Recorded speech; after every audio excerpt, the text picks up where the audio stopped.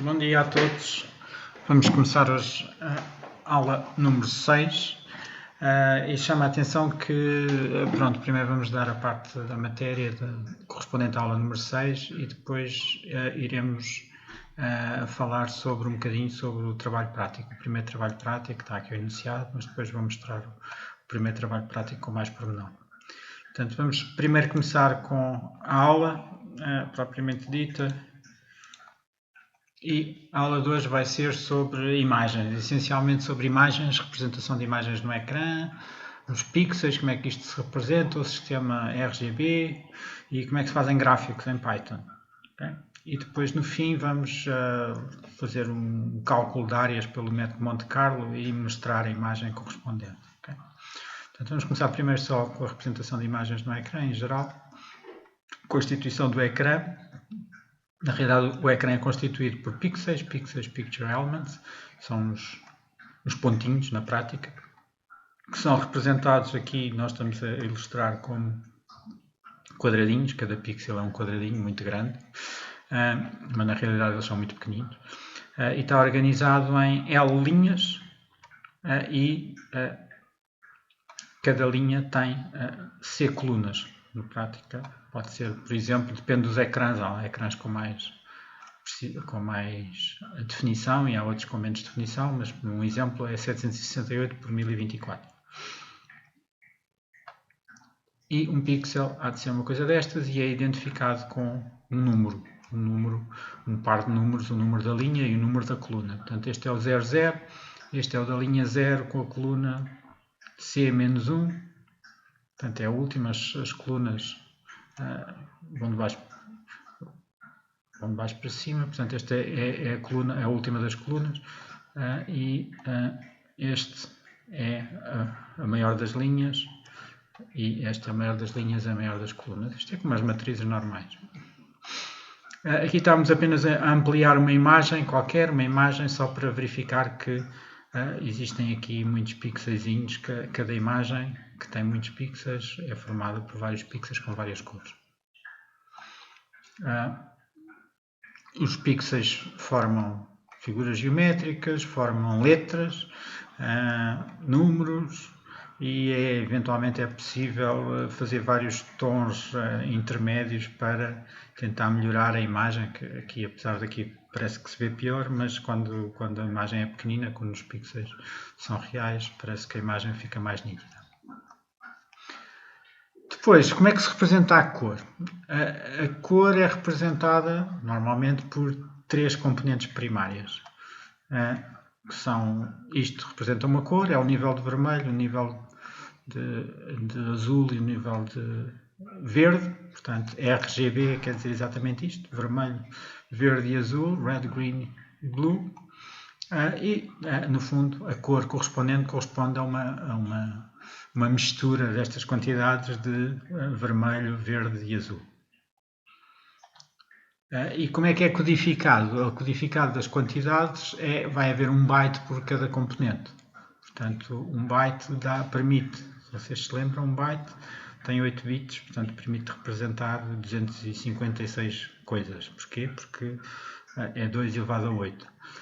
Então, permite representar um número entre 0 e 255 para cada uma destas três componentes.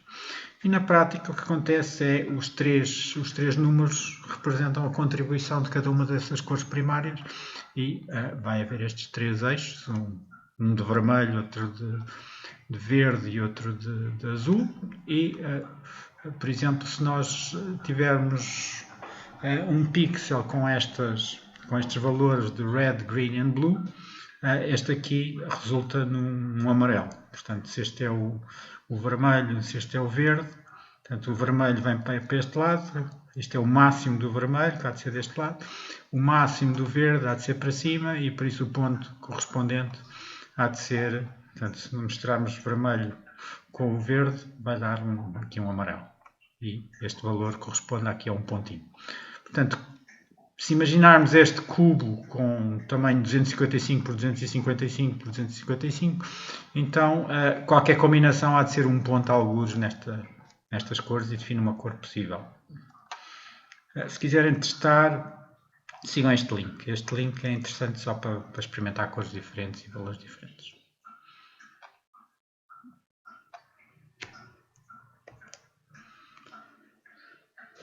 Portanto, já vimos que as cores são representadas por 3 bits e por 3 conjuntos de 8 bits. Se nós quisermos representar as cores simples, o black, white, yellow, pink, basta pôr estes números e temos as cores correspondentes.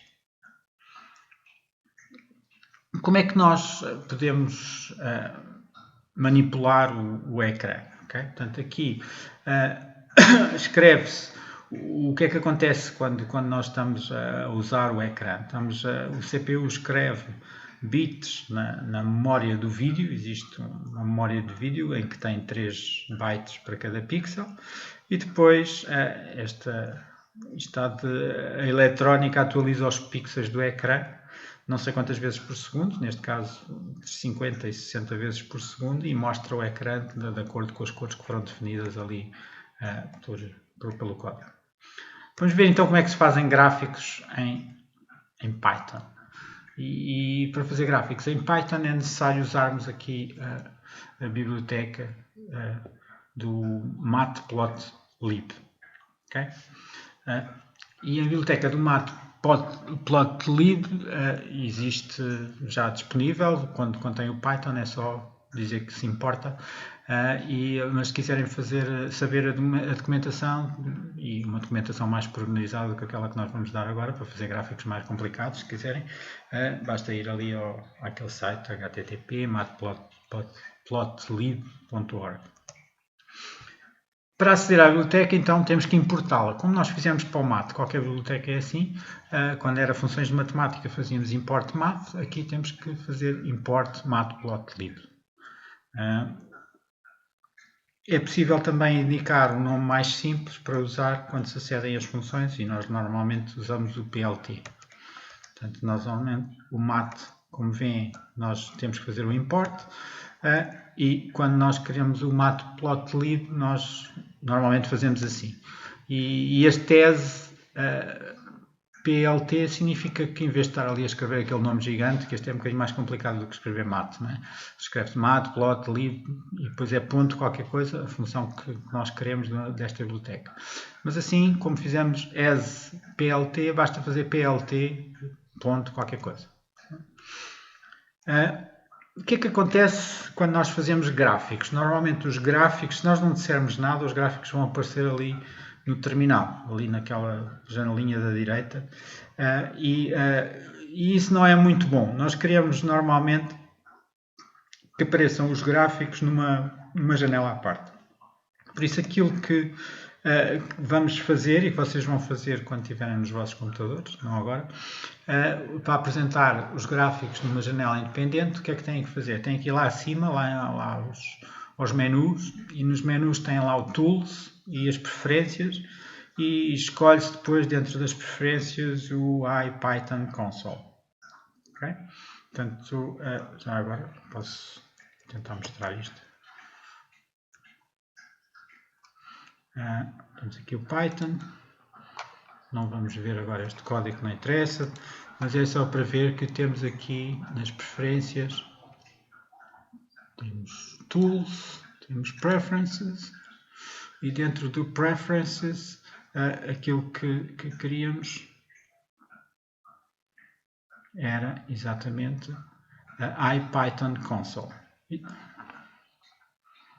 IPython Console, onde é que está o IPython Console? Está aqui, IPython Console. Okay?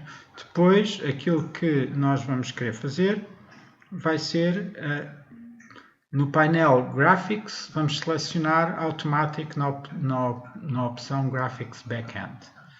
Okay? Portanto, vamos aqui ao Graphics, aqui tem muita coisa, e Graphics Backend, estão a ver Graphics Backend, e vamos escolher Automatic. Havia outras, mas eu já tinha feito isto, por isso já está feito no meu caso.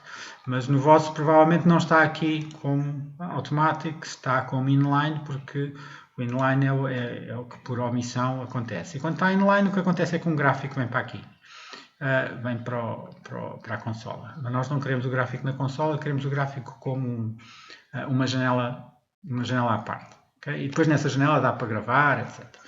Mas pronto, isto é apenas para configurar o Python de maneira a que os gráficos apareçam numa janela à parte. Nada especial. Se não conseguirem fazer isto, os gráficos aparecem aqui. Bom, continuando. Vamos outra vez ao PowerPoint. Vamos aqui. Portanto, isto é apenas a configuração para que os gráficos apareçam numa janela à parte. Para apagar o que está na janela, usa-se um comando que é o clf. Okay? Claro que se importarmos a matplotlib como plt, então é plt.clf. Se não pusermos este as, então temos que fazer matplotlib.clf. Para desenhar o gráfico de uma função, temos que fazer o seguinte. Normalmente, isto é a maneira mais simples, é fazer um plot. Vamos arranjar um vetor de x com os valores das abscissas. As abscissas estão aqui na horizontal. Arranjar um vetor com os y, com os valores das ordenadas. E usar a função pltplot. Depois temos que passar o vetor x, temos que passar o vetor y e depois temos que passar aqui um fmt, que é um formato, que define o formato. E o formato vai dizer coisas sobre qual é que é o estilo, qual é que é o marcador, qual é que é a cor. Vamos ver já, seguiram os exemplos. E o FMT é opcional, se não se fizer nada, ele vai dar um gráfico qualquer da maneira que ele escolhe. Okay? Portanto, vamos experimentar. Temos sempre, não nos esquecer de fazer o import, o matplotlib. Depois, temos que arranjar valores para o x, temos que arranjar valores para y, não interessa, estes são os quaisquer. E depois vamos fazer o plot. Neste caso não estamos a dar nenhum valor para o formato.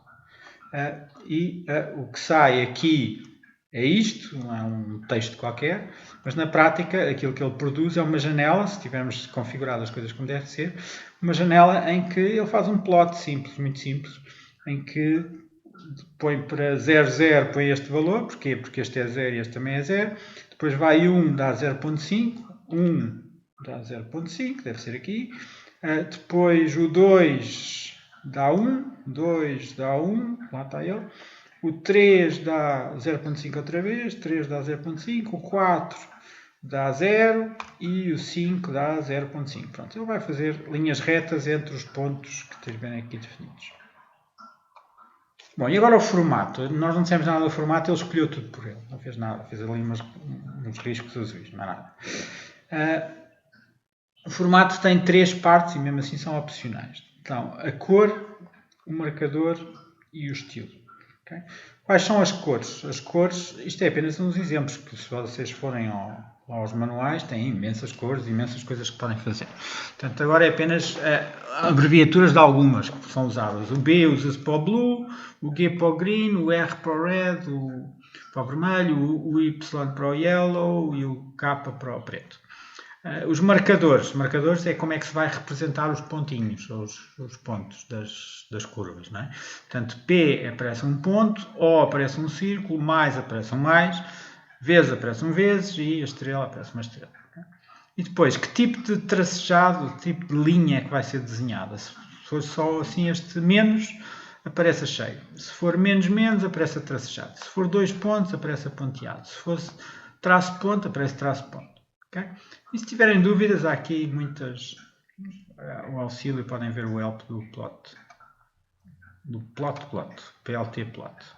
Ora bem, vamos experimentar então com este. O que é que acontece quando se põe x, y e agora põe-se isto que aqui está?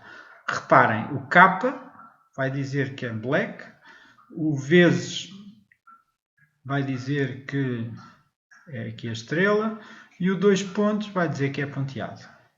Okay? Portanto, o que acontece é, vamos desenhar a preto, a estrela quer dizer que aparece ali os pontinhos, cada um dos pontinhos aparece como uma estrela e o 2 pontos aparece como ponteado. Portanto, isto é a maneira de desenhar ponteado.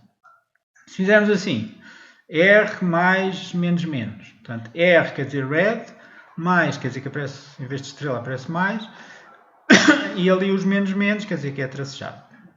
Pronto, há de haver uma diferença entre o ponteado e o tracejado. E é isto que daria. E agora, se fosse GO, temos o green e temos o O. Atenção que agora não pusemos nada para o estilo de linha, portanto não houve linha nenhuma, são só os pontos. E estão verdes. E O, este O quer dizer que é um círculo. E por fim, este B de blue e o menos. Significa que, neste caso, nós não estamos a pôr, este menos é por ser a cheio, mas não estamos a pôr os pontinhos correspondentes aos valores dos pontos. Bom, então, nós temos que definir o x e o y. Para o vetor x, quando nós queremos fazer gráficos de funções, aquilo eram gráficos apenas de séries, não é? Que já tínhamos os números. Quando queremos uma função, bem, então temos que calcular por uma data de valores, não é? No fundo temos que calcular aqueles x e aqueles y para muitos valores. Claro que se fizermos com poucos valores, o que vai acontecer é que aquilo vai ficar com linhas retas e não vai dar curvas, não é? Quando tivermos, se queremos aperfeiçoar a representação da função, é bom que a gente considere muitos pontos e por isso aquilo já fica mais aproximado com uma curva e a imagem fica mais bem definida. Portanto, como é que nós vamos calcular o x? O x normalmente fazemos com um range e depois o y pode ser feito fazendo as contas a partir desse x. Vamos ver aqui um exemplo. Aqui nós temos o P vamos fazer inteiros de 0 a 5. Portanto, o P vai ser o nosso x. Okay? Portanto, como é que nós fazemos? Claramente com um range consegue-se fazer uma data de pontos. Se nós queremos que esses pontos se transformem numa lista, esse range se transforme numa lista, temos que ter o cuidado de fazer aqui list.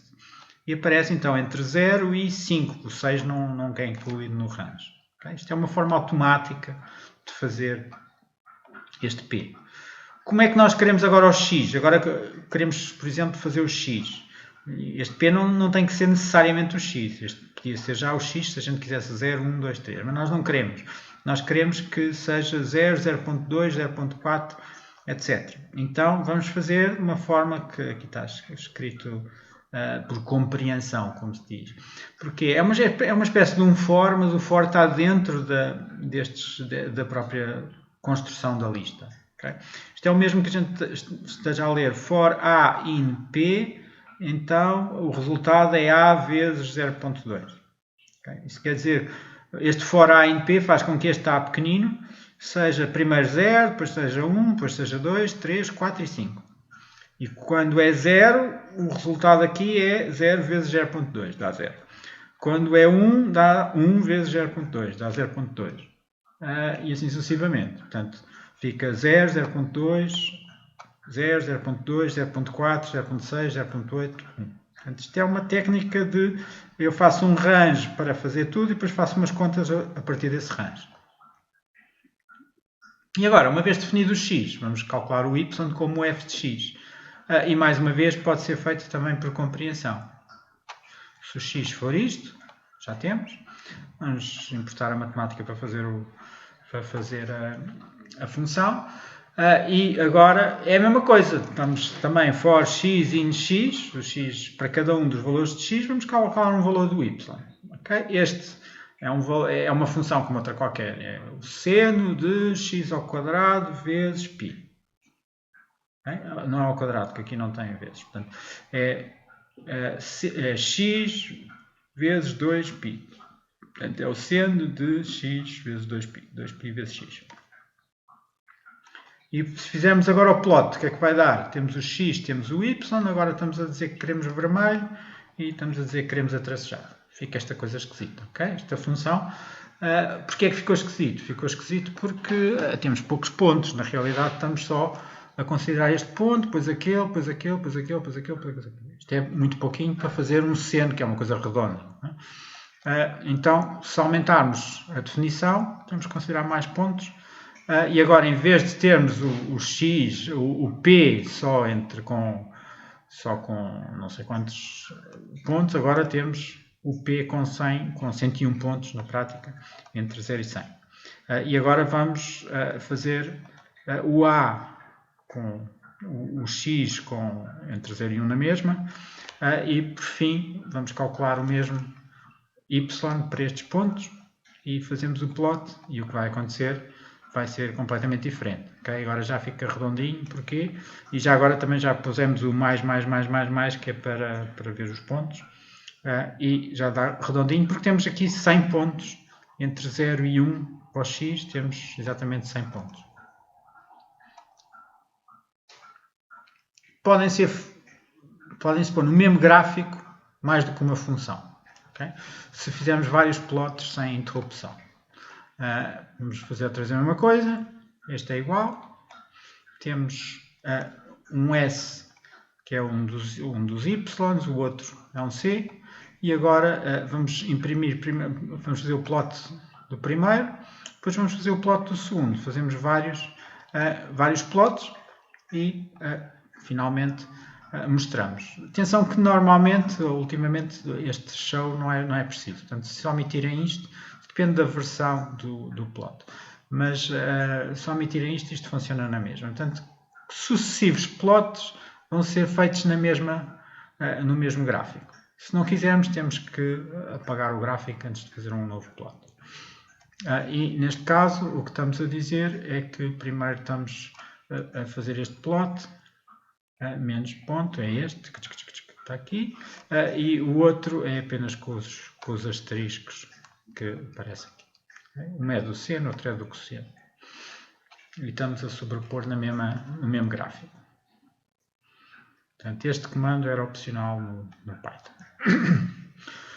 Claro que pode-se completar o gráfico para embelezar o gráfico e exprimir mais coisas, como por exemplo pôr o título, funções trigonométricas, e pôr as legendas e mostrar, se quisermos. Okay? Portanto, o título há de aparecer aqui em cima, as legendas, tantas quantas as séries que vão de aparecer aqui, há de aparecer algures, ele escolhe onde é que ele vai aparecer. Aqui dizemos que seno e cosseno, por acaso não corresponde. A palavra que está aqui escrito é o que deve aparecer aqui. E se quisermos gravar a figura, então podemos só fazer save fig e vai um ficheiro que por omissão é .png, okay? Grava figuras.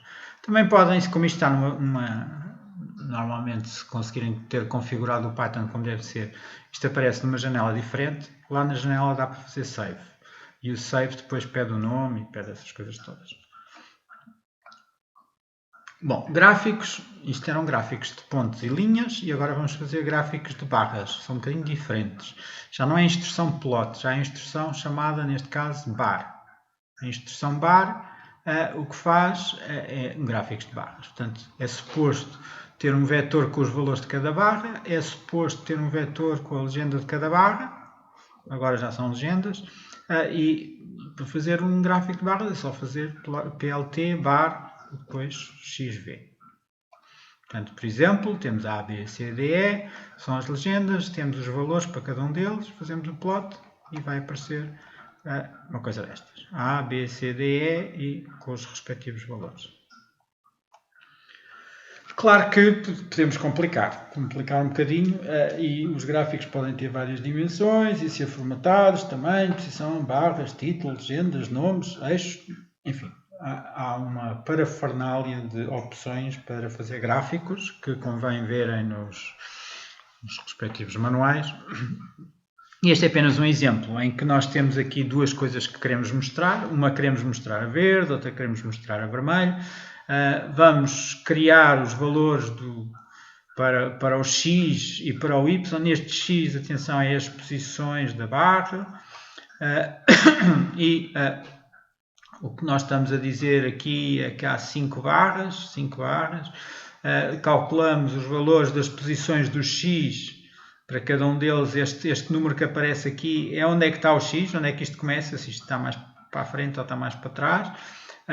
Aqui os V's são os valores da barra, 10, 20, qualquer coisa. Este é para o primeiro, para o verde, o V2 é para o vermelho, o X2 é as posições do vermelho. Isto é para pôr umas barras ao lado das outras.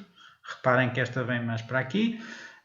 Depois, quando se faz o plot mesmo, o PLT da bar, diz onde é que está a barra, isto é a posição da barra, diz onde é que é os valores, quais são os valores.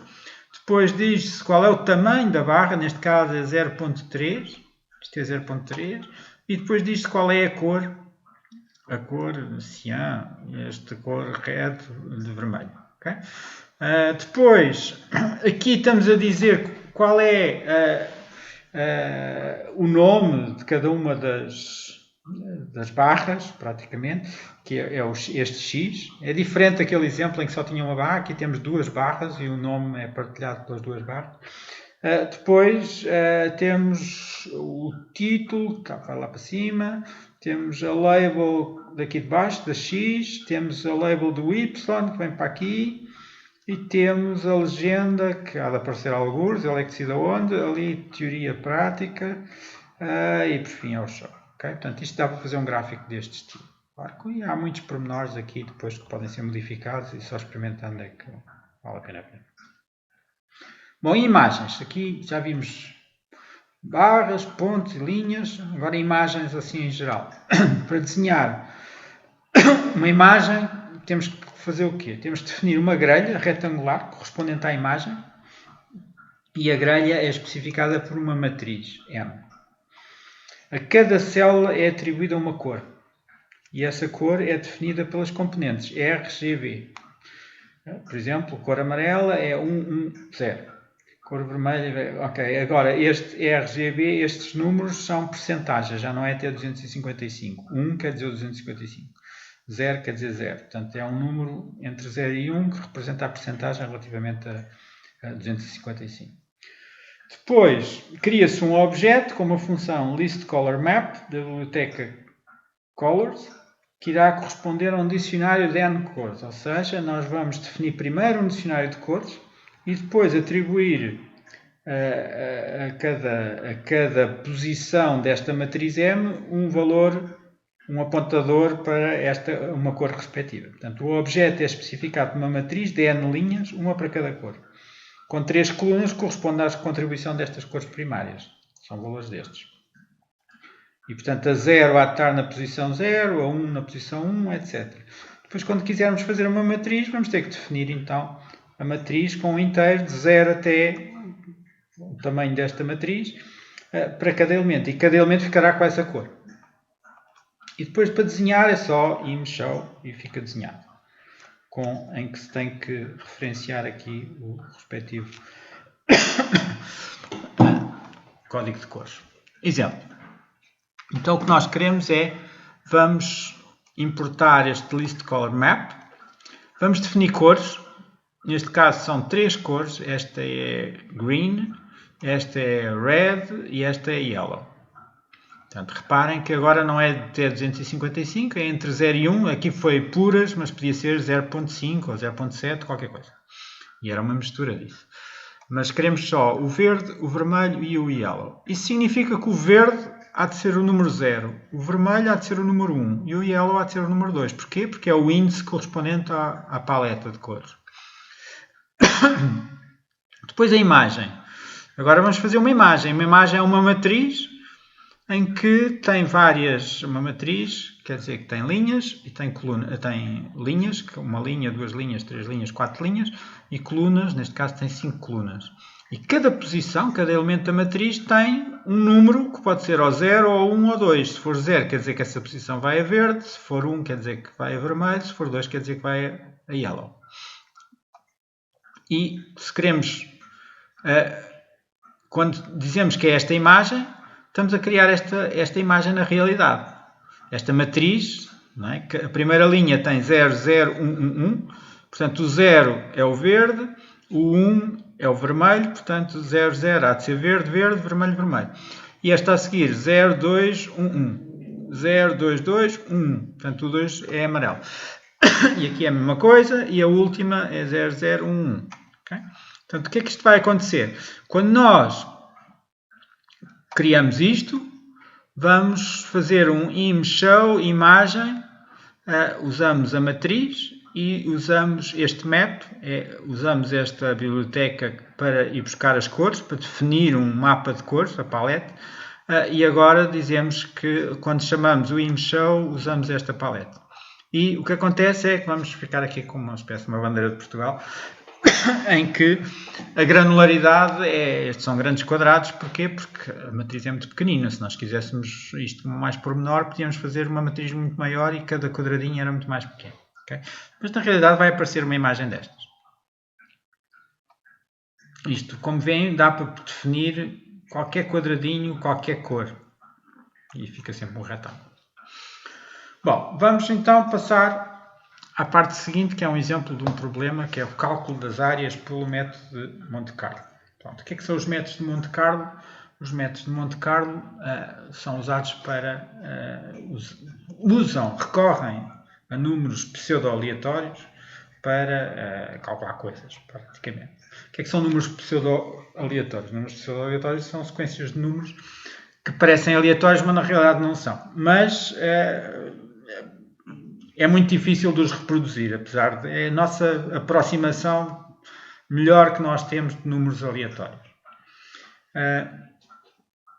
Onde é que se podem aplicar? Em muitas coisas, em simulações, por exemplo. Simulações de fenómenos físicos, químicos, biológicos, jogos, cálculo de áreas, e nós vamos exemplificar em cálculo de áreas. Okay? Estimar um valor de um número irracional, por exemplo, π, estimar a área de uma região definida por várias funções, ou por funções com muitas variáveis, queremos uma determinada região, queremos saber qual é que é esta área, podemos usar este método e vamos exemplificar exatamente este método. Também dá para estimar integrais, se quisermos um integral esquisito que não tem uma resolução analítica, podemos tentar integrar por simulação de Monte Carlo, enfim. Monte Carlo, no fundo, é uma técnica que se vai simular com muitos pontinhos, vamos tentar resolver para cada um dos pontinhos e depois com esses pontinhos vamos tirar conclusões mais genéricas e aproximadas. O método é um método aproximado. E vamos ver como é que fazemos isto para cálculo de áreas para um método aproximado. O método para calcular uma área de uma região. Okay? Nós queremos a área desta região R. Primeiro, qual é o método? Vamos definir uma região S, tal que S contém R. Okay? S não é o R que nós estamos a calcular. Nós estamos a tentar calcular o R. Mas vamos definir uma outra coisa que é um S, e este S tem que incluir o R. Depois, a área de S, que é AS, em vez de ser AR é AS, é conhecida. É fácil de calcular. Claro que vamos arranjar um S que a gente consiga facilmente calcular a sua área. Por exemplo, queremos calcular esta área que aqui está. Então, o que é que vamos fazer? Vamos arranjar um S, como um S, que seja fácil de calcular a área, mas que inclua este R. Porquê é que este é fácil de calcular a área? Porque calcular a área de retângulos é muito fácil. É só saber qual é o comprimento, qual é a largura e fazer um vezes o outro. Okay? Podemos, teoricamente, arranjar um S que esteja aqui e que englobe este R, e por isso sabemos bem a área do S, mas continuamos sem saber a área do R. Depois vamos gerar N pontos pseudo-aleatórios que estejam no S, que estejam nesta área grande. E depois vamos ver quantos dos que nós geramos é que pertencem ao R. O que é que isso nos dá? Qual é a ideia que isso nos dá? Isso dá-nos uma ideia de qual é que é o tamanho ou a percentagem do R, percentagem do espaço do R que está a ocupar dentro do S. Okay? Portanto, imaginem que o R era tudo. Então estavam lá todos. Se o R for muito pequenino, então muito poucos lá estão, porque se os números forem realmente aleatórios, eles vêm ao calhas, e só uns quantos é que entram dentro do R. Portanto, isto dá-me a ideia relativa da área do R relativamente à área do S. Okay? Portanto, fazemos vários, há uns que estão dentro, há outros que estão fora. Nós temos é que ser capazes de perceber quais são os que estão dentro e quais são os que estão fora. Pronto. E agora, o que é que fazemos com isto? Bem, uma vez tendo os que estão dentro e os que estão fora, já podemos estimar um valor aproximado para a área de R, a área deste R, que é proporcional ao número de pontos que pertencem a R, e por isso calculamos esta área do R como sendo o número que estão lá dentro a dividir pelo número total. Isto dá-me uma percentagem do tamanho do R, uma proporção aproximada do tamanho do R relativamente ao tamanho do S. E como eu sei a área do S, então é só multiplicar. Imaginem que isto era metade. Imaginem que este R era exatamente partir aqui ao meio.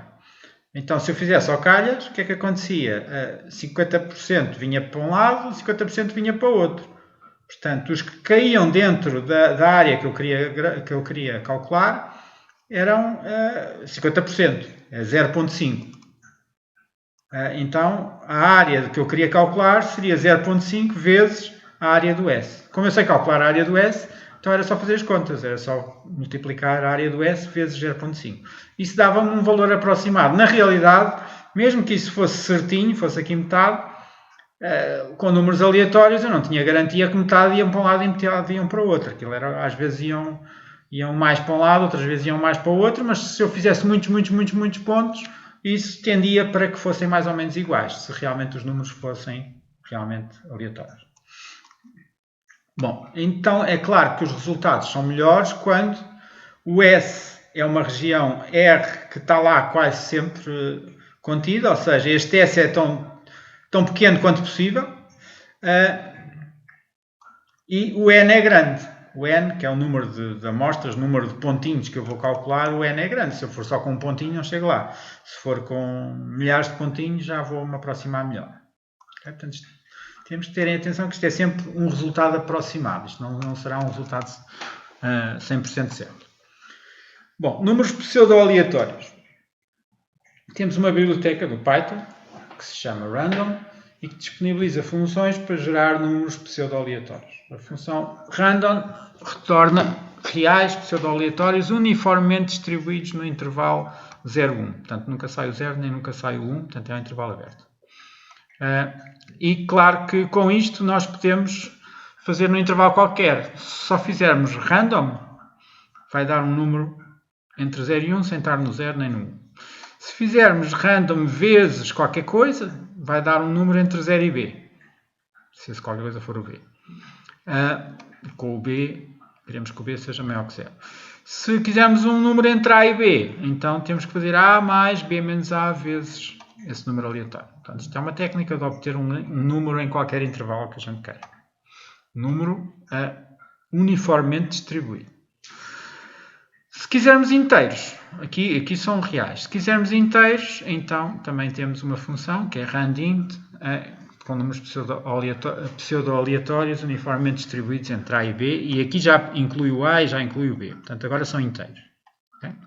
Bom, vamos usar isto para fazer o cálculo de uma área. Vamos exemplificar uma área que nós queremos um programa que, dado o raio de um círculo, nós temos um círculo, sabemos o raio do círculo, e duas abscissas, estima a área, a respectiva fatia vertical do círculo e representa graficamente a estimativa. Portanto, temos a área do círculo, temos o raio do círculo e temos duas abscissas. São dois pontos aqui neste texto do X, em que fazemos uma reta para cima e uma reta para cima.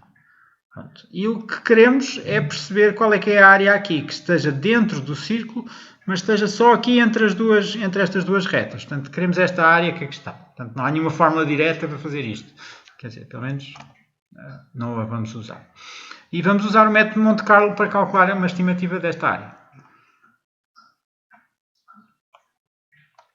Portanto, a primeira parte é temos que compreender o problema, estimar a fatia, a área da fatia, e também vamos querer representar graficamente essa estimativa, ou seja, queremos que isto apareça a vermelho e aquilo apareça noutra cor qualquer.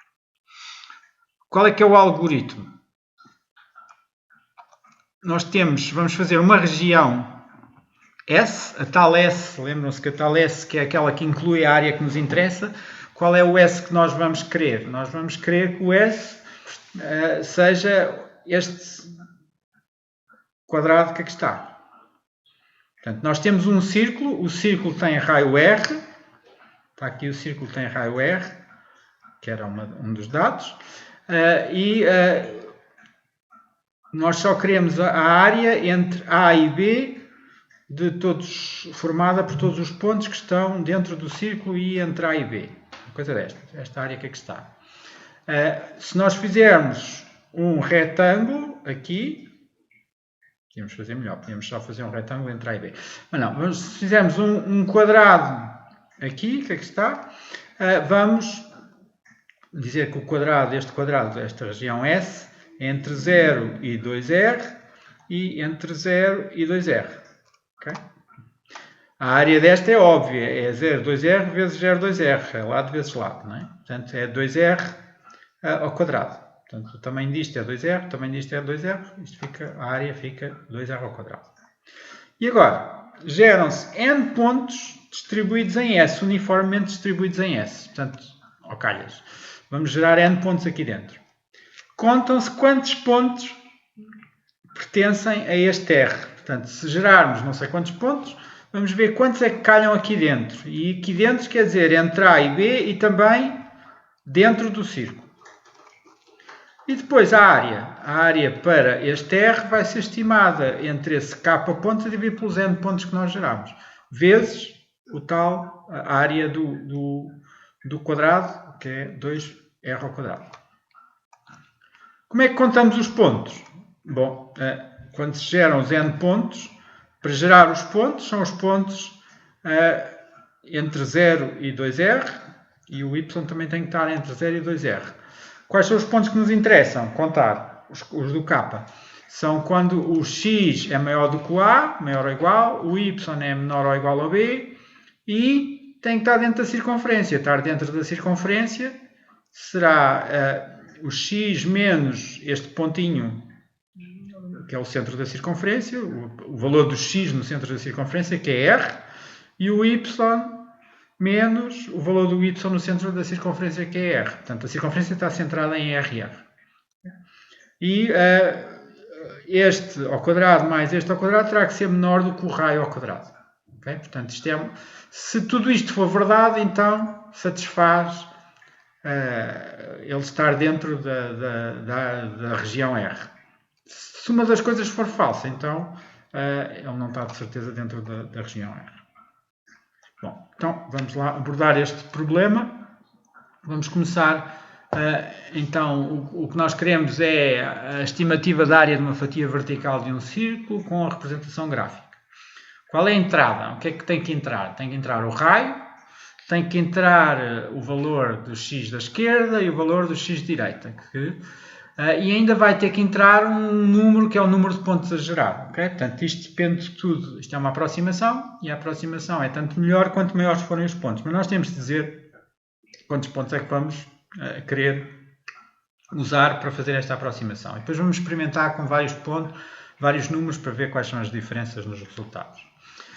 A saída é um número real, que é a estimativa da área da fatia do círculo, daquela região R. E, além disso, vamos gerar um gráfico que mostra aquela região e o que é que andamos a fazer. Generalizar, aqui não há nada para generalizar. Portanto, a representação gráfica, nós temos aqui o nosso problema e o que nós gostamos, o que queremos no fim na representação gráfica vai ser uma coisa destas. Temos muitos pontos, os pontos que estão fora vão ficar de uma cor, os pontos que estão dentro vão ficar de outra cor. E à medida que temos mais pontos, a região vai ficar mais nítida. Okay? Portanto, aqui é com muitos pontos, lá em cima é com uns quantos pontos, menos pontos.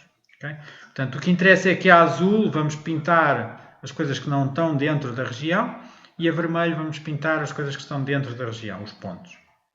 Esta é a nossa definição na nossa representação gráfica. Bom, então vamos desenhar o algoritmo para resolver o problema, conceber o algoritmo e vamos decompor. Como estimar a área e representar a estimativa? Portanto, é um dos problemas. Temos que então aplicar o método Monte Carlo, calcula-se uma estimativa da área e devolve-se os pontos, porque nós precisamos de querer os pontos. Okay? Nós precisamos dos pontos para depois os pintarmos naquele gráfico. Depois de desenhar o gráfico com os pontos gerados dentro e fora da fatia. Portanto, são os nossos dois problemas que temos que resolver. A estimativa da área de uma fatia de um círculo é um dos primeiros subproblemas. Okay? O que é que tem que entrar? Entra o raio, entra o x à esquerda, o x à direita e o número de pontos. E sai o quê? Saem várias coisas. Sai o real, que é a estimativa da área, e depois queremos uma matriz que diz quais são os pontos gerados que estão dentro da fatia, e criamos outra matriz que são os pontos de gerar fora da fatia. Isto porquê? Porque isto vai ser necessário para depois desenhar os bonecos. Se nós não quiséssemos o boneco, apenas dizíamos qual é que era a aproximação, o real. Mas como queremos um boneco com os pontinhos a azul e a verde, ou a vermelho, aqui os de fora vão ser os desenhados a azul e os de dentro, aliás, estes são os de dentro. Os de dentro vão ser desenhados a vermelho e os de fora vão ser desenhados a azul. Portanto, a função retorna 3 coisas, que uma é um real e 2 matrizes de reais. Depois, como é que se desenha? Bem, para desenhar temos que entrar então com essas matrizes que vieram da outra função e vamos um conjunto de pontos, vai ser desenhado de uma cor e outro conjunto de pontos vai ser desenhado de outra cor. E aqui não sai nada a não ser o gráfico, temos de desenhar o gráfico. Portanto, aqui neste caso a função em si não tem return nenhum, ou se tiver é um return none. Bom, então como é que vamos fazer cada uma delas? Estimativa da área com representação gráfica. Temos 2 subproblemas, como é que elas vão chamar? A primeira, o subproblema vai se chamar área da fatia de circo. Tem o raio x esquerdo, x direito e o número de pontos, e saem as tais 3 coisas, área, pontos dentro e pontos fora. E o segundo problema é desenhar os pontos dentro e os pontos fora. Portanto, chama-se desenha 2 conjuntos de pontos. Subproblema 2, desenha 2 conjuntos de pontos, desenha os pontos da matriz conjunto 1 e na mesma figura desenha os outros. Okay? Então vamos ver como é que se aborda o primeiro problema. Área da fatia do círculo. Isto aqui só em pseudocódigo, um algoritmo ainda não está em Python, mas está já muito parecido. Portanto, nós vamos calcular aqui uma matriz, as 2 matrizes, vamos guardando os pontos que estão dentro e os pontos que estão fora. No início não temos nenhum calculado. E também vamos contar quantos pontos estão dentro. Porquê? Porque o que nós queremos depois é retornar quantos estão dentro e a dividir pelo número de pontos total. Que isso é que é a nossa estimativa. Então, vamos fazer aqui um for, vamos buscar todos os pontos. Este for dá tantas voltas quanto ao número de pontos, portanto isto é para gerar para cada ponto. Vai-se gerar um ponto aleatório xy, tendo em conta que este xy está entre 0,2 vezes raio e 0,2 vezes raio. Portanto, é um ponto lá dentro daquele quadrado, aquele S. Se o xy está entre as retas e dentro do círculo, já vamos ver como é que isso depois vai fazer mesmo em Python, então quer dizer que ele está dentro. Se está dentro, o número de pontos dentro aumenta 1.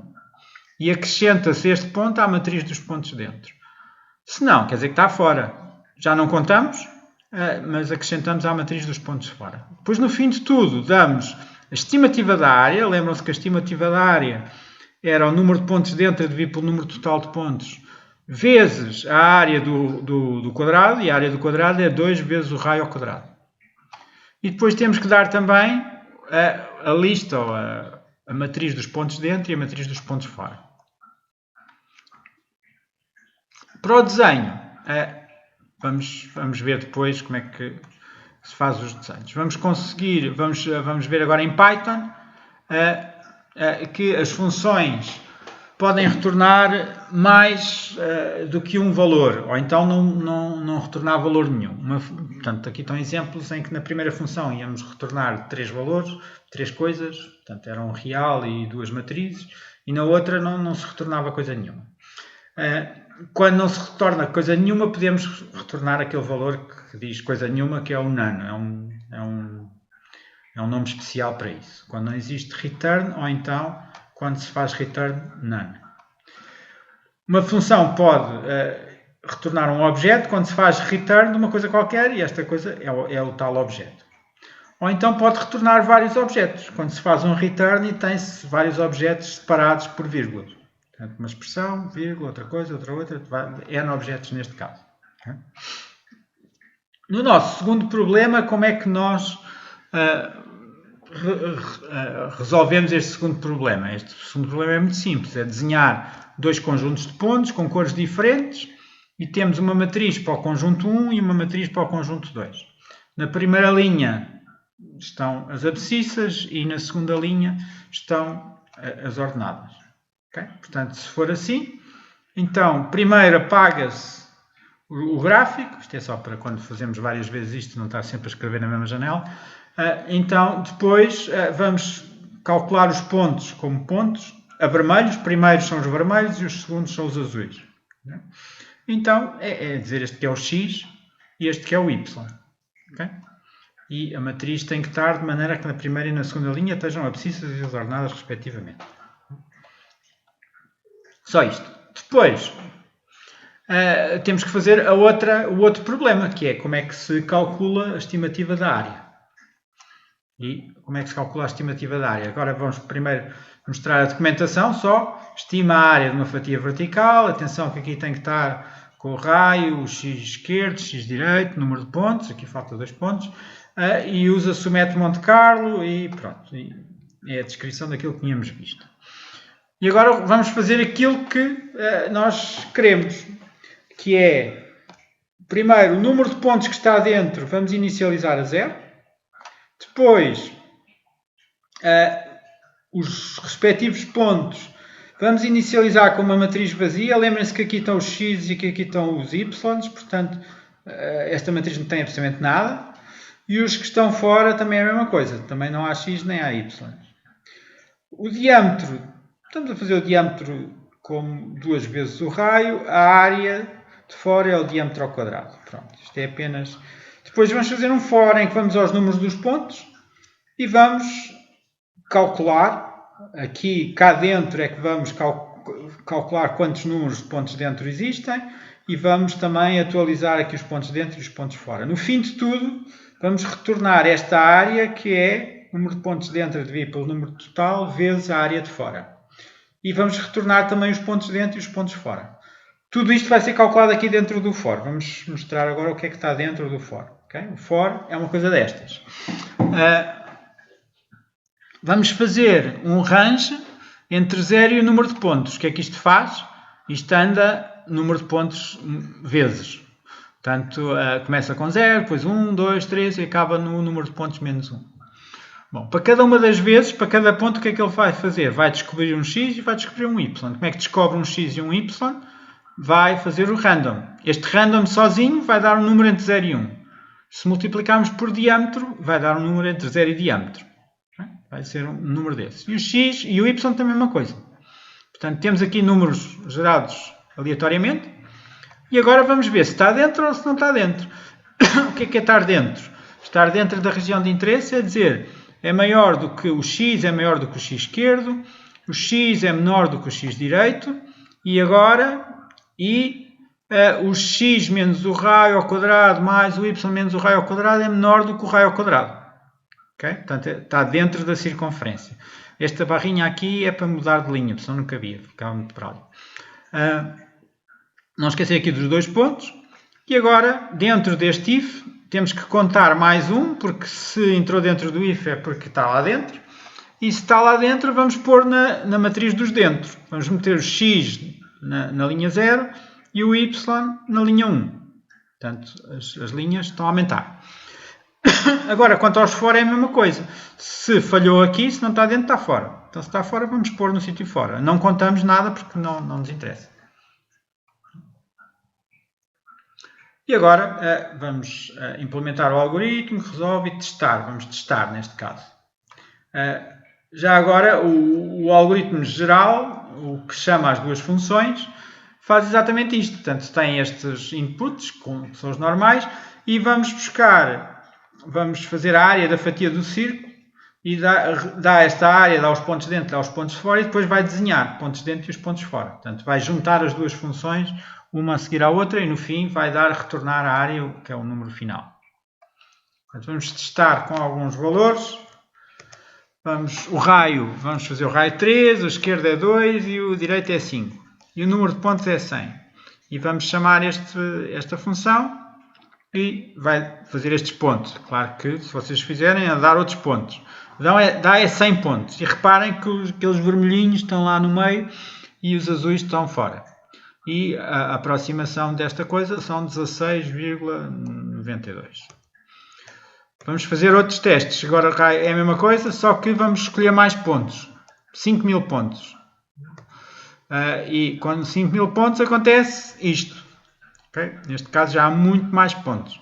E agora já temos uma noção muito mais próxima da respectiva área. Mais testes, podemos fazer exatamente a mesma coisa e agora vamos fazer com 100.000 pontos. E 100.000 pontos já dá esta área. Já dá este desenho e a área já está muito melhor aproximada. Claro que fazer com 100.000 pontos demora mais tempo. Fazer estas contas todas 100.000 vezes demora mais tempo do que fazer só 10 vezes ou 100 vezes, não é? Portanto, mas há aqui um compromisso entre o tempo que demoramos a calcular as coisas e na realidade, a aproximação que conseguimos obter. Agora, vamos fazer uma figura diferente. Uma figura com o raio 3, o esquerdo é 0 e o direito é 6 e o número de pontos é 10.000 neste caso. E vamos desenhar. Reparem o que é que acontece aqui. Isto é o círculo todo. Portanto, se estamos entre 0 e 6, se o raio for 3, isto engloba o círculo todo. Portanto, o que estamos a pedir é a área do círculo. A área do círculo com o raio 3. Okay? Portanto, isto vai dar isto. Tudo. E a área do círculo com o raio 3 está a dizer que é 28 pontos não sei quantos. E a área do círculo era π vezes 3 ao quadrado. πr ao quadrado. Ou r a 3. E isso dava 28,274. Ou seja, conseguimos aproximar ali com um erro de milésimas de 74 passou para o 81. Okay? Portanto, de 7 milésimas de erro, mais ou menos. Bom, então vamos continuar e já agora, antes de acabar esta aula, portanto agora não há mais nada relativamente à matéria, mas vamos falar um bocadinho sobre o trabalho. Okay? Portanto, vamos apresentar o primeiro trabalho prático e tentar explicar aquilo que se pretende em cada uma das coisas do primeiro trabalho prático. Okay? Portanto, vamos começar por ver o enunciado, e o enunciado tem exatamente isto que isto vai ser publicado no clipe já hoje, portanto, quando acabar isto, vou gravar a aula e vou publicar isto. O título é Um Jogo com Saltos. Isto é publicado nesta segunda-feira, a 6 de abril, que é o que estamos, exatamente, e é esperado que entreguem até domingo, dia 26 de abril. Okay? As regras da entrega vão estar lá escritas naquele site em que estão os grupos. E podem entregar até quase à meia-noite. Ora bem, então vamos ler o enunciado com calma e vamos tentar perceber aquilo que se pede. Portanto, introdução. Em vários jogos de tabuleiro, um jogador executa um percurso no tabuleiro, indo obtendo pontos ou outro tipo de prémios, dependendo das casas por onde passa. Normalmente, o avanço no tabuleiro é feito algo aleatoriamente, através do lançamento de dados, como o Monopólio, o Jogo da Glória. Portanto, enfim, aqui há um tabuleiro e temos de nos movimentar no tabuleiro. Neste projeto, pretende-se implementar algo semelhante, mas em que a única escolha é a casa da partida. Uma vez esta está escolhida, um percurso é automaticamente determinado, bem como correspondente prémio. Okay? Portanto, casas partidas diferentes vão dar percursos diferentes e prémios diferentes. Mais concretamente, é dado um tabuleiro de M por N casas, em que as casas são coloridas com algumas cores diferentes, sendo o número de casas de cada cor sensivelmente o mesmo. Por exemplo, aqui está a dar um exemplo, okay? Aqui à direita.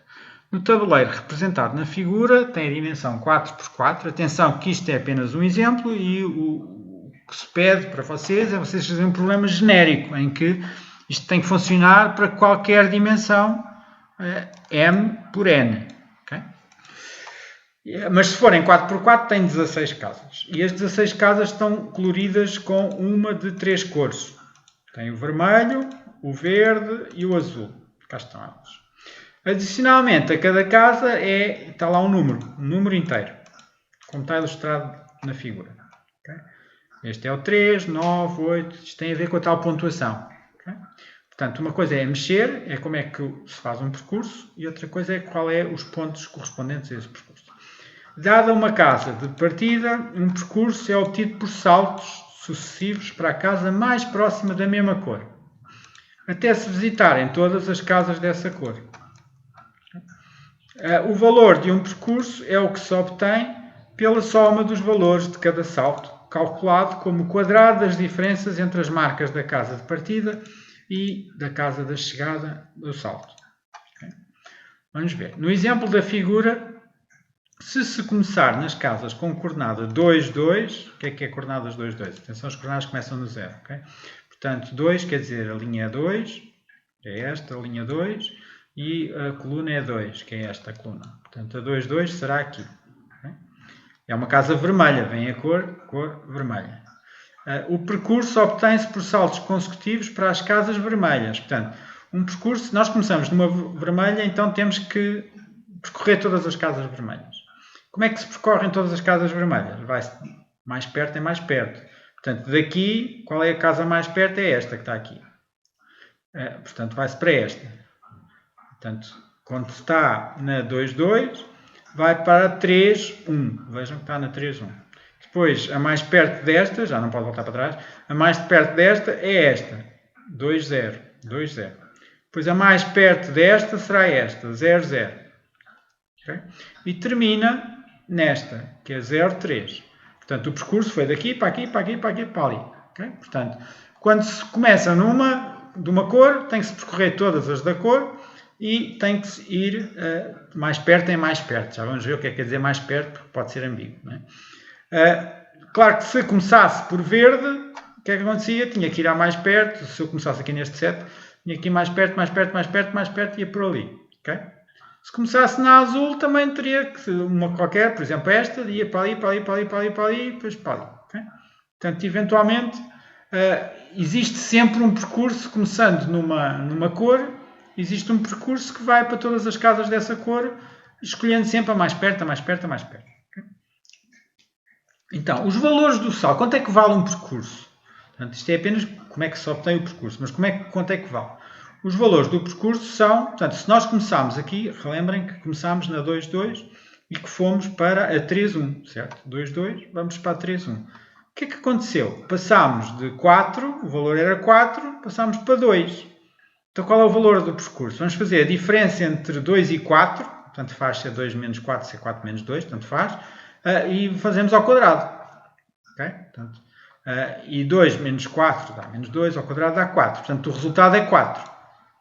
Depois, vamos passar de 2 para 4, é a mesma coisa, também o resultado é 4. Depois, vamos passar de 4 para 3, 3 menos 4, o resultado é 1. Depois, de 3 para 3, o resultado é 0. Okay? Portanto, o valor do percurso há de ser a soma destes saltos. Portanto, é 4 primeiro, 4 segundo, 1 e 0. 4 mais 4 mais 1 mais 0.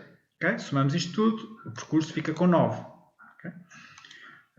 E fica associado à casa 2, 2. Portanto, se começarmos aqui, temos 9 de percurso. Agora, um percurso que comece na casa verde, verde 3, 2, onde é que está? Casa verde 3, 2, 3, 2, é esta que está aqui. Então, vai aqui para esta, depois vai para esta, para esta, para esta. Okay? Termina na casa 1, 0. Ok, tudo bem. O seu valor é a soma dos vários saltos. Portanto, daqui para aqui vai ser 3 menos 7 ao quadrado, 16. Depois daqui para aqui, 6 menos 3 ao quadrado, 9. Depois daqui para aqui vai ser 9 menos 6 ao quadrado, dá 9. Depois daqui para aqui, 5 menos 9 ao quadrado, 16. Somamos isto tudo, dá 50. É um valor muito diferente. Okay? Pronto. E se escolhermos outra casa qualquer, também fazemos o percurso e também vamos lá e descobrimos qual é que é o valor correspondente a esse percurso. Bom, então agora vamos separar as coisas com pequenas funções, que é o que vocês vão ter que implementar cada uma delas. Neste trabalho, pretende-se que implemente algumas funções indicadas abaixo, relacionadas com este jogo, para testar a sua correção. Vai ser necessário utilizar um tabuleiro definido como matrizes, cores e marcas, que definem respectivamente a cor e a marca de cada posição, sendo as cores representadas pelo seu código. 1 é vermelho, 2 é verde, 3 é azul. Okay? Portanto, no nosso exemplo, nós temos aqui as marcas, que são os números 3, 9, 8, 3, 3, 9, 8, 3. São os números 5, 5, 6, 1, 5, 5, 6, 1. Portanto, isto, como veem, isto são matrizes. Isto é uma matriz, uma linha, outra linha, outra linha, outra linha. E as cores é a mesma coisa. Temos aqui vermelho, verde, azul e vermelho. Então, o vermelho é o 1, o verde é o 2, o azul é o 3 e o vermelho outra vez é o 1. Okay? Portanto, isto é de ser números também. Okay? Pronto. E agora, as funções a implementar são as seguintes. Começar. Cada uma das funções. E agora é muito, muito importante que quando vocês implementam as funções, usem exatamente estes números que aqui estão. Estes nomes que aqui estão. Estes nomes e estes argumentos. Porquê? Porque isto vai ser testado automaticamente. Muitas funções vão ser testadas automaticamente. E se não estão lá os nomes, por simplesmente o resultado falha logo. Independentemente do código, falha. Não dá. Por isso, é bom que tenham exatamente o nome. Portanto, uma das funções há de se chamar distância underscore casas. Não há acentos aqui nas funções. Temos aqui o underscore. Okay? Mas tem mesmo que ser. Não pode ser nem com letra grande, nem com letra diferente. Tem que ser exatamente como está aqui. Okay? O que é que deve retornar esta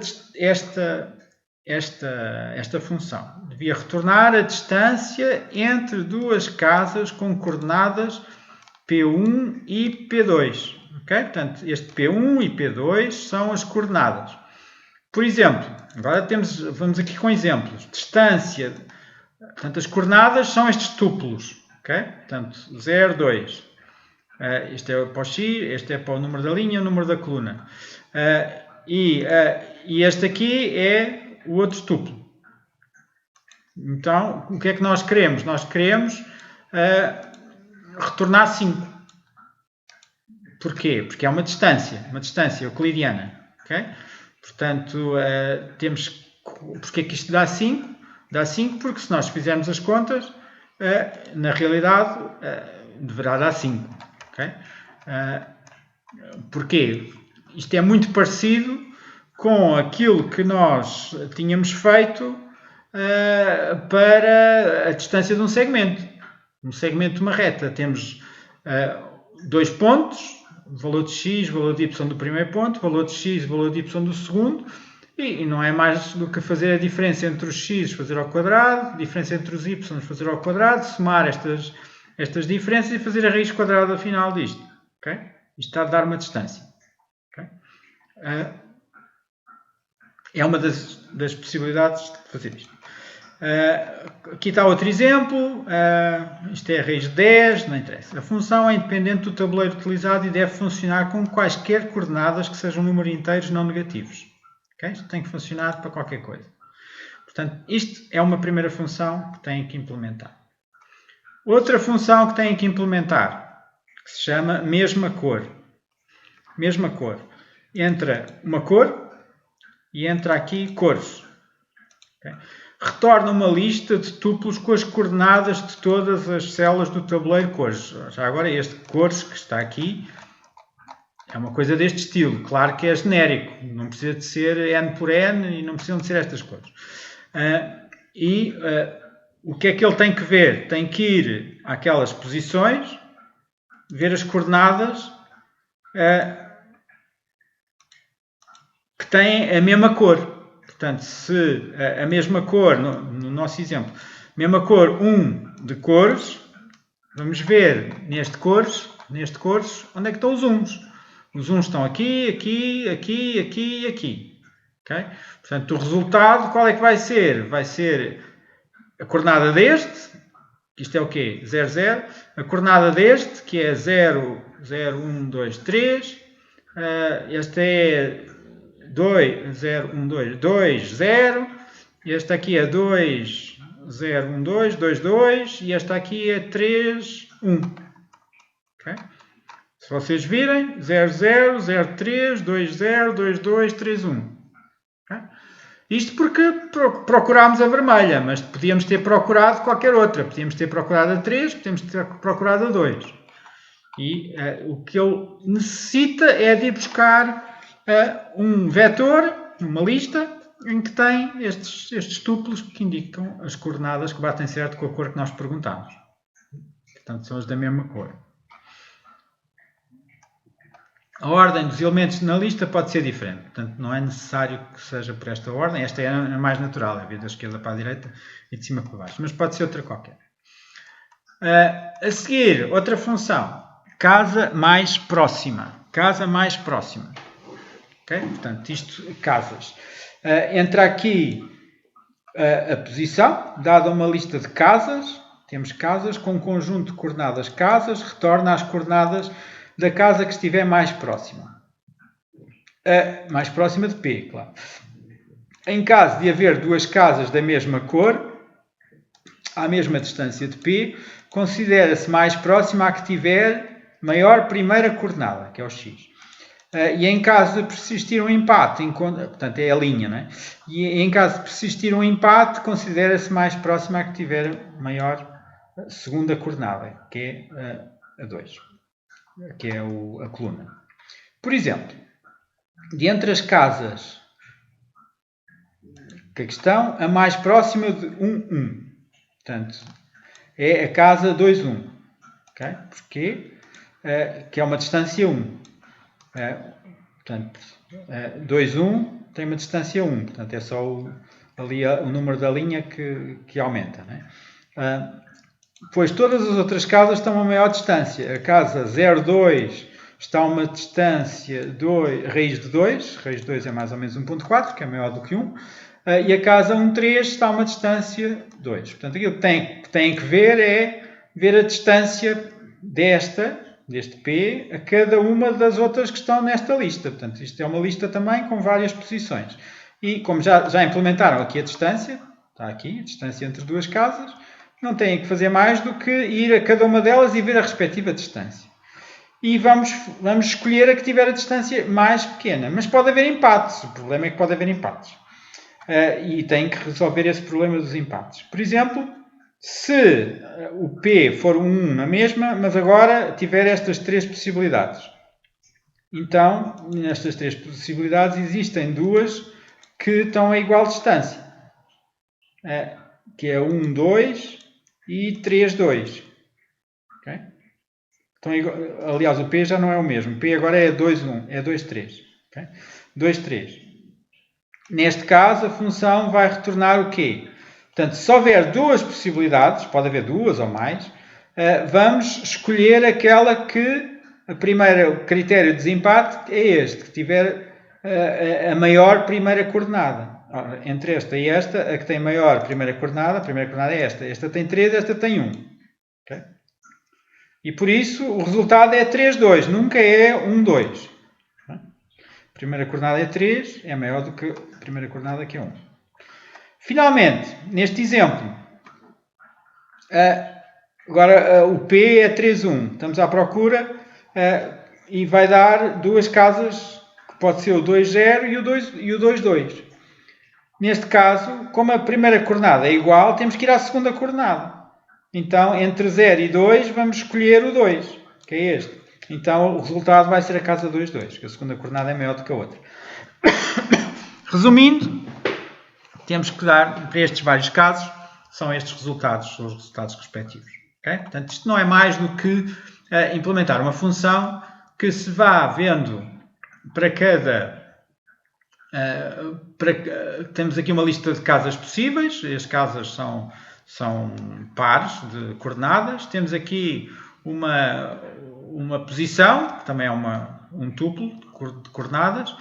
E depois vamos ver a distância entre esta P e cada uma das outras e vamos escolher a que esteja mais próxima, usando aqueles critérios de desempate que foram definidos, que são, o primeiro critério de desempate é a primeira coordenada, quanto maior, mais próximo é, e a segunda coordenada, no caso do primeiro critério de desempate, dar empate ainda. Portanto, garantidamente não podem ter ambos a primeira e a segunda coordenada iguais. Portanto, isto mais tarde ou mais cedo há de desempatar.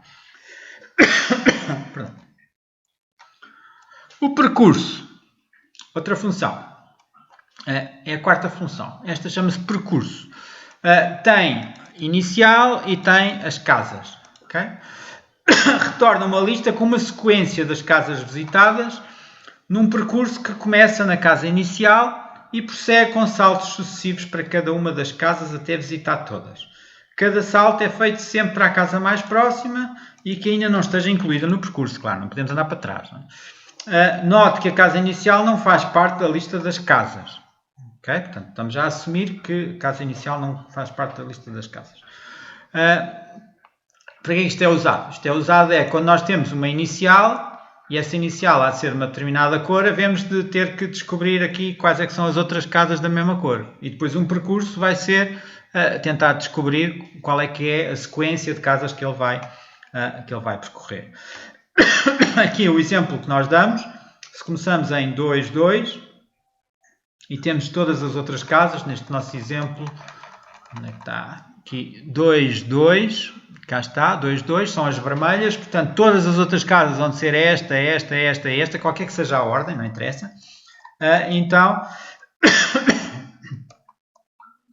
o resultado há de ser, começa por 2, 2, vai 3, 1, depois vai para 2, 0, 0, 0 e 0, 3.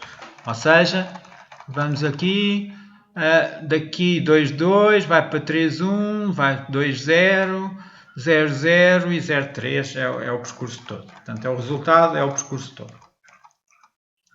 Portanto, aqui, esta função já está simplificada. Porquê? Porque aqui já damos qual é a inicial e já damos quais são as casas por onde ele tem que passar. E depois é só escolher a mais próxima, a mais próxima, a mais próxima. Okay? E estamos aqui um exemplo para quando ele começa no 3, 2. Bom, valor do salto. Agora há outra questão. Uma coisa é o percurso, outra coisa é quanto é que vale um percurso, não é?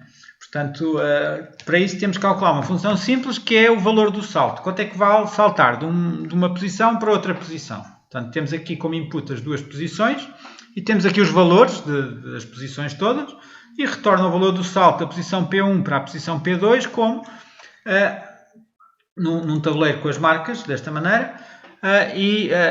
Cá está um exemplo em que se vamos da 1 para a 3, 0, então o valor vai ser 1 menos 5 ao quadrado. Porquê? Porque a 3, 0 há de ser 1, 3, 0 tem um valor 1, a 1, 1 está aqui, que é de ser 5, então é 1 menos 5, ou 5 menos 1, tanto faz, ao quadrado. Portanto, é 4 ao quadrado que dá os tais 16.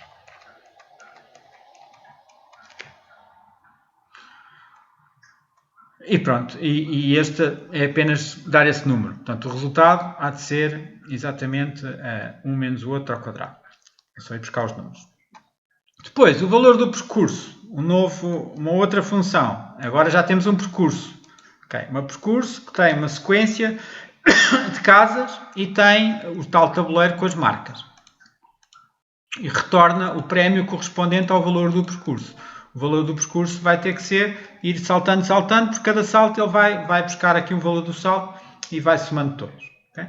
Num tabuleiro como aquele do exemplo, o valor deste percurso vai dar 9. Porquê? Vamos somando, já tínhamos visto ao princípio, vamos somando e vai dar 9. O valor do outro percurso vai dar 50, porque somando vai dar os tais 50. Por fim, só falta mais uma. A última vai se chamar a casa mais valiosa. Okay? E entra o problema todo. O problema todo, na realidade, são os dois tabuleiros, não é? É esta coisa. É o que define o tabuleiro. Não só as cores, como as marcas. As marcas são os valores e as cores são os códigos das cores. Então,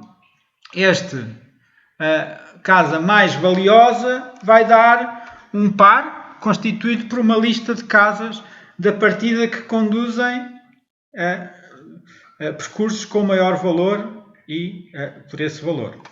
Portanto, a função, neste caso, deve retornar estas 3. 3 porque todas elas empatam com 85. Para o tabuleiro da figura. Depois os percursos começados tanto pela 1.3, como pela 3.0, como pela 3.3 têm todos o valor 85. Claro que isto pode haver funções auxiliares. Qualquer destas funções pode ter funções auxiliares que vocês necessitem para calcular a própria função. Estas é que têm que garantidamente existir. Okay? Se quiserem ter a cotação, tem que ser exatamente e escritas exatamente com o mesmo nome, com a mesma assinatura que aí estiver. Bom, mais coisas que são importantes realçar. O trabalho deve ser feito em grupos de 2 alunos, que podem não estar inscritos no mesmo turno. Claro, aqui quase que já não há turnos. Cada grupo deverá entregar um fecheiro com as funções implementadas. Idealmente serão as 7 funções, mas podem implementar alguma com a correspondente, podem não implementar alguma com a correspondente penalização na nota. Atenção que as funções deverão ter a assinatura exatamente igual à que é pedida.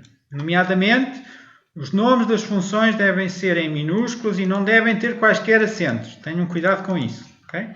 Porque isto vai ser testado automaticamente. Portanto, isso tem penalização na nota, porque é o mesmo que não terem lá nada. A entrega do trabalho deverá ser feita seguindo as instruções indicadas em separado.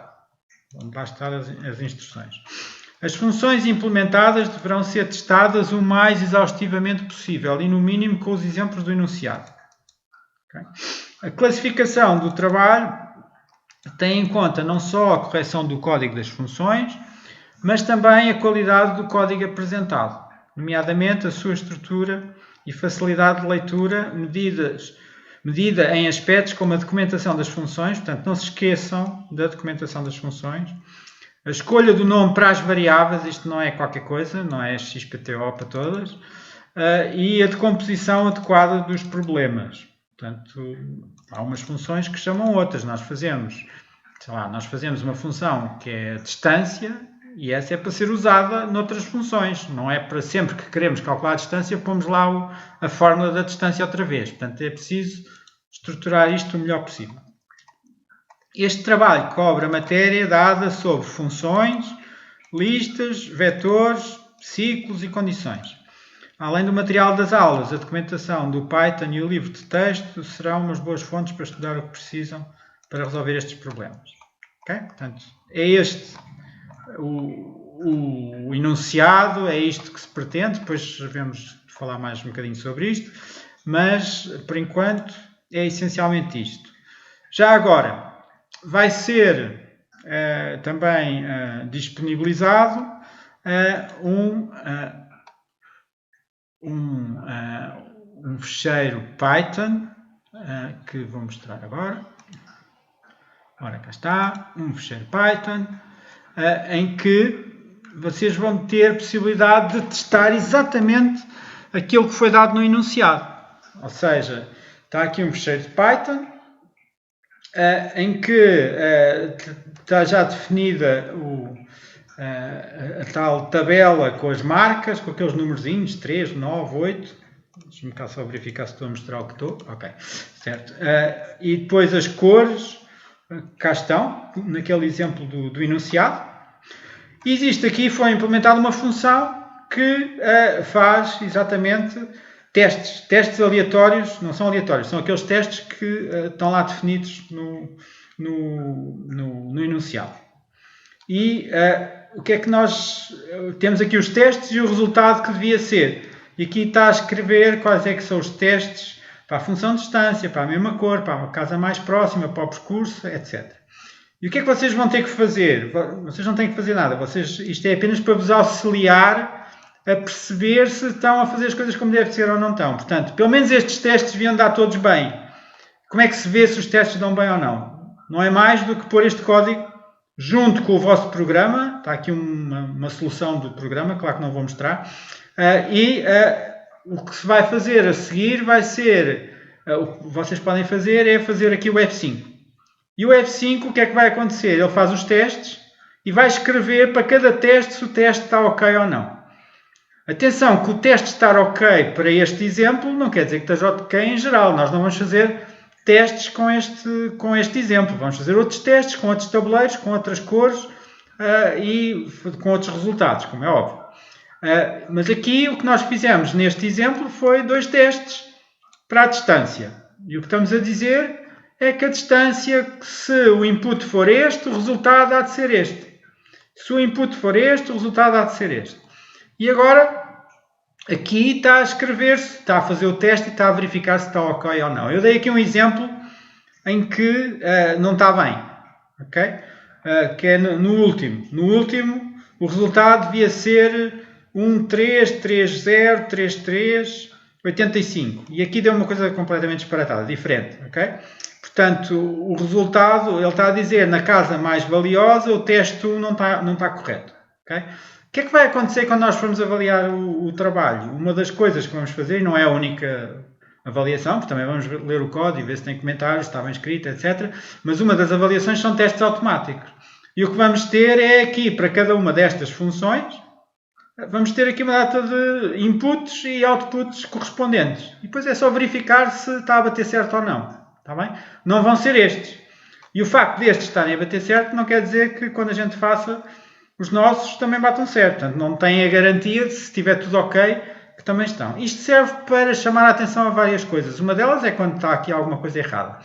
Outra é quando imaginem que a vossa distância tinha um acento circunflexo. O que é que havia aqui de acontecer? Ele aqui falhava. Ele pura e simplesmente dizia não existe a distância. E depois falhava a distância e falhava todos os outros que usassem a distância. Atenção.